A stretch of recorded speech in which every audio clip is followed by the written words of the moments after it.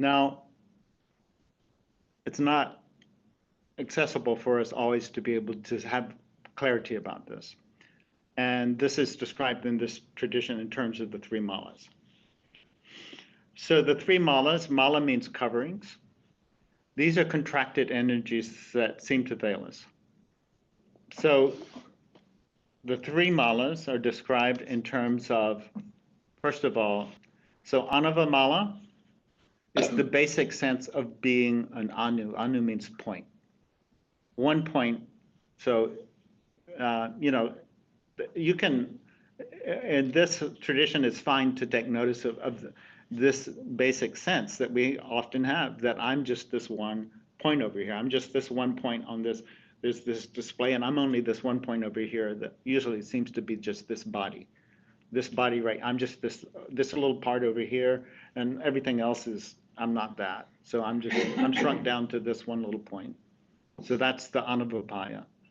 The anavamala, the basic sense of just being this separate unit that's limited and cut off from the universal flow of what's happening. Right? Okay, so can you identify, or try and identify that there's a tendency to think that I'm just this one little part.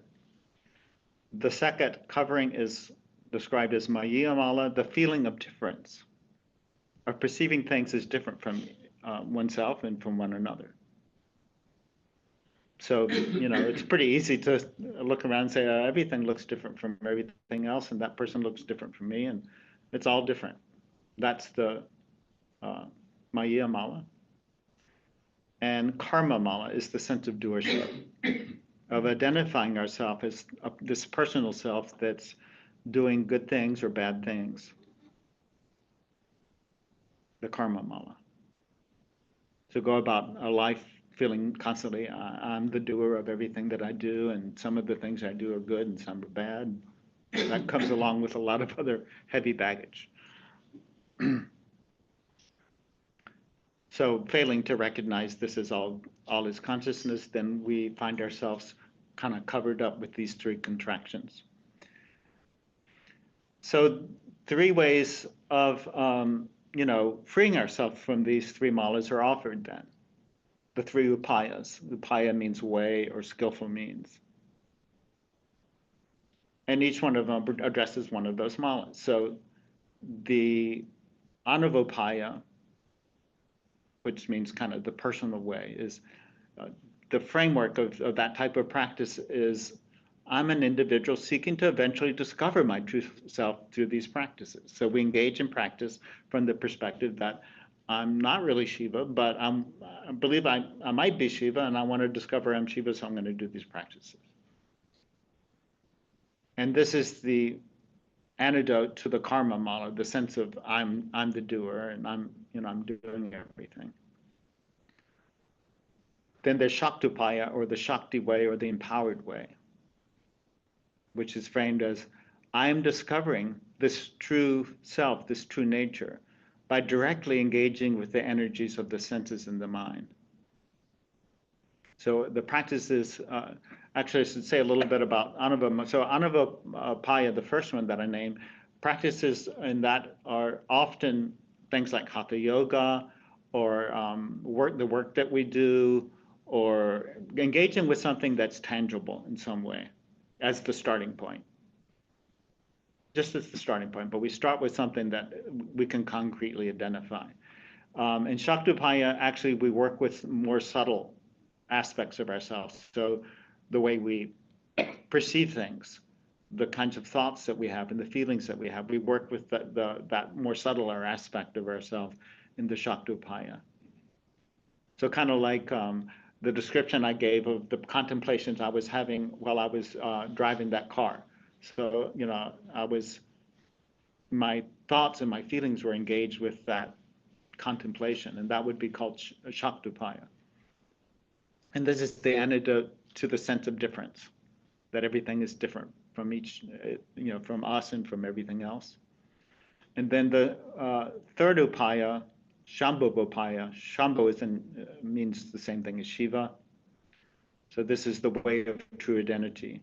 And this perspective is, I am remaining immersed in directly experiencing this awakened self, riding the moment-to-moment momentum of insights and revelations. This is when we don't need, it's like, it's clear. And we just hang out there until something else happens and maybe we get knocked back into something that's not so clear. But this is the antidote to the anavamala, to the sense of this primal contraction of being a separate unit, a single unit. You might think of these as, or I think of these as kind of like learning to become a good surfer or a good snowboarder. I'm a snowboarder and I have surfed before, but I'm much better at snowboarding. So, at the beginning, you find out, okay, snowboarding is a cool thing, and you need to get a snowboard, and you need to, have the right boots, and you need to, learn how to strap on the boots, and you have to get ready. Then you need to learn to actually stand up and not fall down, and that takes a while. That would be so the first stage would be the anavopaya, that you're working with the concrete elements of snowboarding.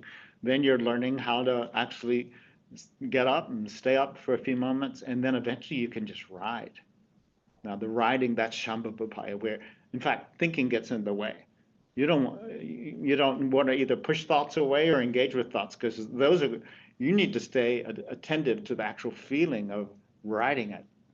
That's where your attention needs to be, and thoughts can come and go, but you're not engaged with thoughts at all. You're engaged with the actual feeling of the riding, and just riding and riding and riding. And eventually, as these practices proceed, and hopefully you can see for that they appear to be sequential or hierarchical, but they're not. Because, nobody learns to surf or to snowboard unless they go through these stages. They're integral to one another. And they happen spontaneously. In other words, you don't have to kind of think about it. It's just the way it happens. Eventually, this leads to what's called anupaya, no way. No way, because there's nowhere to go and nowhere to get, and then there's the malas are no longer present, and nothing else is needed.